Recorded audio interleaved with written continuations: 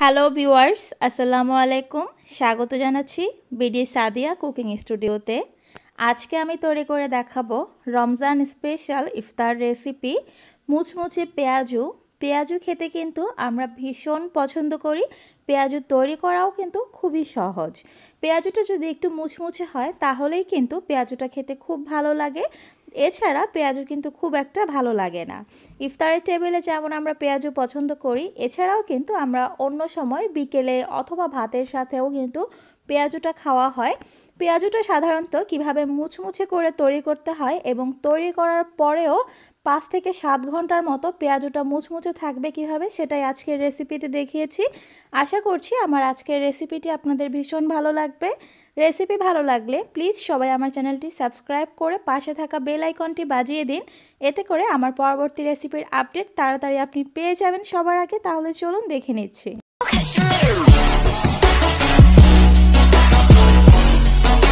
পেঁয়াজু তৈরির জন্য প্রথমে আমি পরিষ্কার একটা বাটির ভেতরে নিয়ে নিচ্ছি 1.5 কাপ পরিমাণ খেসারির ডাল সারা রাত ভিজিয়ে। এটাকে আমি ব্লেন্ডারে ব্লেন্ড করে নিয়েছি। আপনারা চাইলে কিন্তু পাটায়ও পিষে নিতে পারেন। 1/2 কাপ পরিমাণ পেঁয়াজ কুচি দিয়ে দিচ্ছি। পেঁয়াজুতে পেঁয়াজটা একটু বেশি হলেই খেতে ভালো লাগে। দিচ্ছি কাঁচামরিচ কুচি। কাঁচামরিচটা আপনারা আপনাদের ঝালের টেস্টের উপর নির্ভর করে দেবেন। 1/2 চামচ পরিমাণ আদা রসুনের পেস্ট দিয়ে দিচ্ছি। আদা রসুনটা আমি একসাথেই পেস্ট করে রেখেছিলাম। 1/2 চামচ পরিমাণ হলুদ গুঁড়ো দিচ্ছি লাল মরিচের গুঁড়ো। ঝালটা অবশ্যই নিজেদের পছন্দ অনুযায়ী দেবেন। এবার দিচ্ছি ধনে গুঁড়ো আমি 2 চিমটির মতো দিয়ে দিলাম। এবার দিচ্ছি 1/2 চামচ পরিমাণ আস্ত জিরার গুঁড়ো। আপনারা চাইলে এখানে গুঁড়া জিরাটাও দিতে পারেন, তবে আমার কাছে আস্ত জিরাটা দিলে ভালো লাগে, তাই আমি আস্ত জিরাটা দিয়েছি। দিয়ে দিচ্ছি 1/2 কাপ পরিমাণ চালের গুঁড়া। চালের গুঁড়ার জন্যই কিন্তু পেঁয়াজুটা অনেকক্ষণ মুচমুচে থাকবে আর খেতেও কিন্তু ভীষণ পরিমাণে ভালো লাগবে। চালের গুঁড়া দিয়ে দিচ্ছি লবণটা দিচ্ছি স্বাদ অনুসারে। লবণ দিয়ে এবার সবগুলো উপকরণ আমি খুব ভালোভাবে হাত দিয়ে একসাথে মেখে নিচ্ছি। একটু সময় নিয়ে মাখতে হবে, পেঁয়াজটা যেন একটার সাথে আরেকটা লেগে না থাকে। হাত দিয়ে খুব ভালোভাবে পেঁয়াজটাকে ভেঙে দিতে হবে। পেঁয়াজ যদি একসাথে লেগে থাকে তাহলে কিন্তু কোনো পেঁয়াজুতে পেঁয়াজের পরিমাণটা বেশি হয়ে যাবে, কোনোটাতে কম হয়ে যাবে। ডালটা কিন্তু আমার মাখা হয়ে গেছে। এবার আমি ডালটাকে একটা সাইডে রেখে দিচ্ছি 10 মিনিটের জন্য। যেহেতু আমরা এখানে চালের গুঁড়া দিয়েছি, চালের গুঁড়াটা একটু ভিজতে সহায়তা হবে। 10 মিনিট পর ফিরে এসেছি। চালের গুঁড়াটা কিন্তু হালকা পরিমাণে ভালোভাবেই ভিজে গেছে। আমি হাত দিয়ে আবারও একটু মাখিয়ে নিচ্ছি। ডালটাকে একটু মাখিয়ে চলে যাচ্ছি আমি পেঁয়াজগুলো ভেজে নেওয়ার জন্য। চুলায় একটি প্যানের মধ্যে আমি পর্যাপ্ত পরিমাণে তেল দিয়েছি। পেঁয়াজুটাকে সাধারণত আমরা ডুবো তেলেই ভেজে থাকি। তেলটা যখন হালকা গরম হয়ে গেছে তখন আমি পেঁয়াজুটা দিয়ে দিচ্ছি।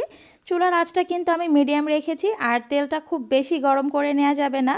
হালকা গরম হলেই পেঁয়াজুটা দিতে হবে, কারণ তেলটা বেশি গরম থাকলে কিন্তু পেঁয়াজুটা উপর থেকে কালার চলে আসবে, ভেতর থেকে কিন্তু কাঁচা থেকে যাবে।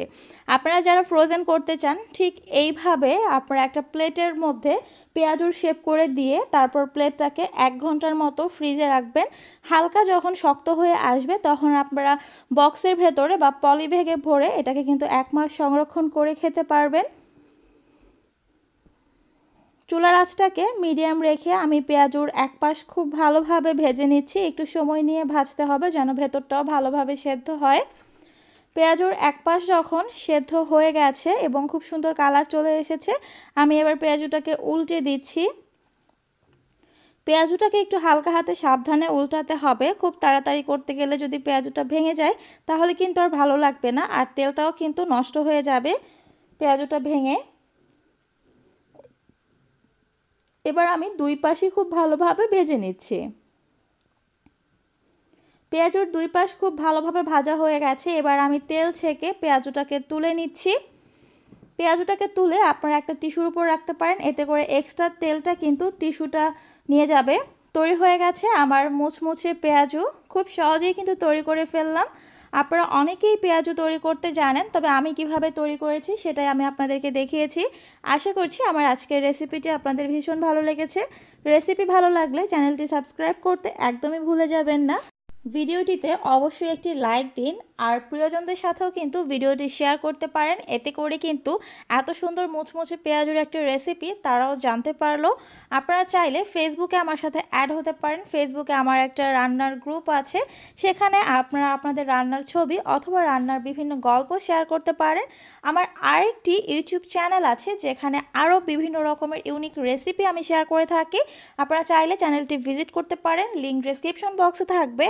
আজকে এই পর্যন্তই। সবাই ভালো থাকবেন, সুস্থ থাকবেন, সুন্দর থাকবেন। আবার চলে আসবো নতুন কোনো রেসিপি নিয়ে। আল্লাহ হাফেজ।